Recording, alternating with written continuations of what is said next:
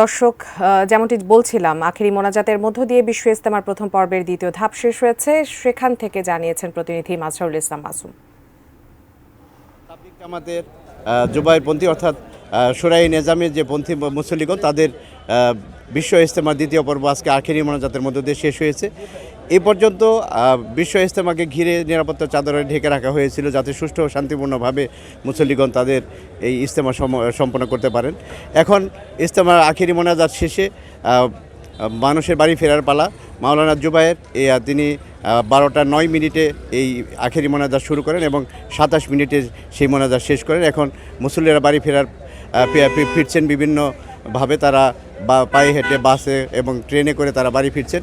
দুই পর্বের ইজতেমায় নিরাপত্তা ব্যবস্থা এবং পরবর্তীতে তৃতীয় ধাপে যে ইজতেমাটি অনুষ্ঠিত হবে সেই ইজতেমাকে ঘিরে কী ধরনের নিরাপত্তা ব্যবস্থা নেওয়া হয়েছে এই বিষয়ে আমাদের সাথে যুক্ত হচ্ছেন Gazipur metropolitan police commissioner doctor Nazmul Karim খানের কাছে। আমরা জানতে চাবো যে আগামী পর্ব নিয়ে কী প্রস্তুতি রয়েছে।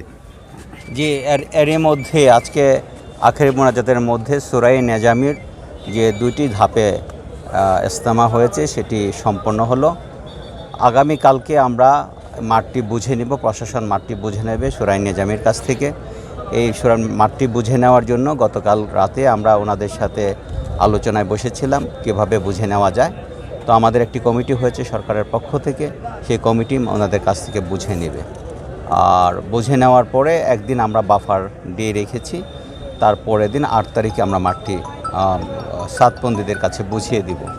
আমরা নিরাপদ রাখতে পেরেছি, এটি আমি খুব সকলকে ধন্যবাদ জানাই। এই সাকসেসটি সকলের, আপনাদেরও ছিল, আপনাদের মাধ্যমে জনগণ সঠিক সংবাদটি পেয়েছে, জনগণ নির্দেশনা পেয়েছে।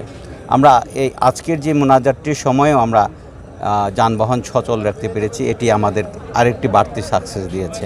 আশা করছি আগামী 14, 15, 16 তারিখ মাওলানা সাতপন্থীদের যে ইজতেমাটি হবে সেটিও আমরা পূর্ণ নিরাপত্তা এবং সঠিকভাবে ইজতেমাটি সম্পন্ন করতে পারব। এখানে একটা বিষয় উল্লেখ্য যে মাওলানা সাতপন্থী যারা ইজতেমায় অংশগ্রহণ করবেন তারা একটি শর্ত সাপেক্ষে কিন্তু এই ইজতেমা ময়দানে উপস্থিত হচ্ছেন।